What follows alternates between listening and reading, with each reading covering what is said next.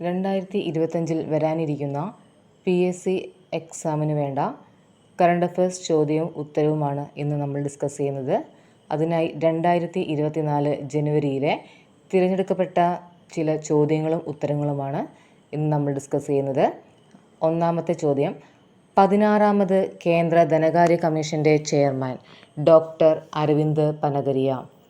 ജപ്പാൻ്റെ ആദ്യ ചാന്ദ്രോപരിതല ദൗത്യം slim SLIM smart lander four investigation moon.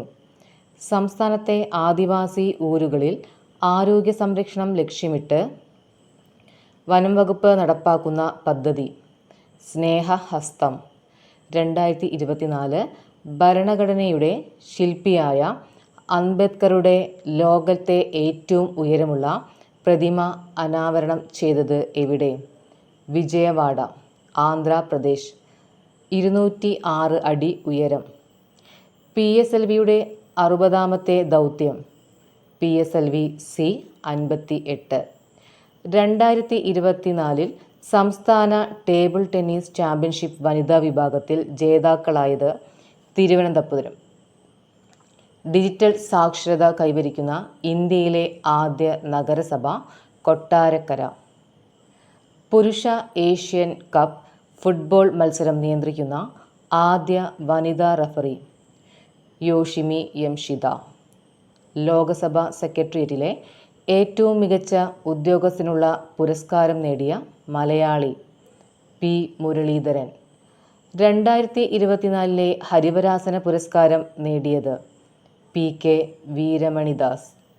2024 ഏക സിവിൽ കോഡ് നടപ്പാക്കുന്ന സംസ്ഥാനം ഉത്തരാഖണ്ഡ്. ട്രെയിനുകളുടെ കൂട്ടിയിടി ഒഴിവാക്കാൻ റെയിൽവേ ആവിഷ്കരിച്ച പദ്ധതി കവച്.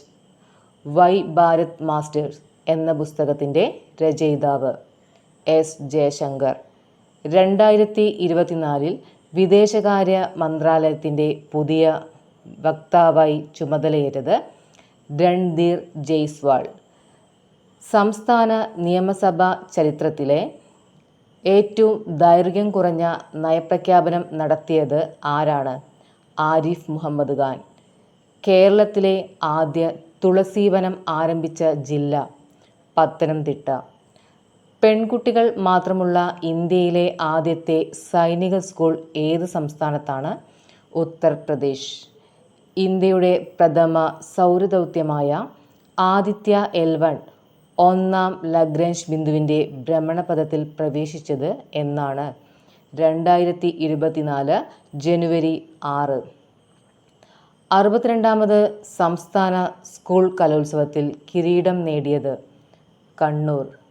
22 വർഷത്തിനു ശേഷം ബ്രിട്ടീഷ് സന്ദർശിക്കുന്ന ഇന്ത്യൻ പ്രതിരോധ മന്ത്രി രാജ്നാഥ് സിംഗ്. ഇത്രയും കറണ്ട് അഫയേഴ്സാണ് ഇന്ന് നമ്മൾ പഠിച്ചത്. ബാക്കി അടുത്ത ക്ലാസ്സിൽ. Thank you.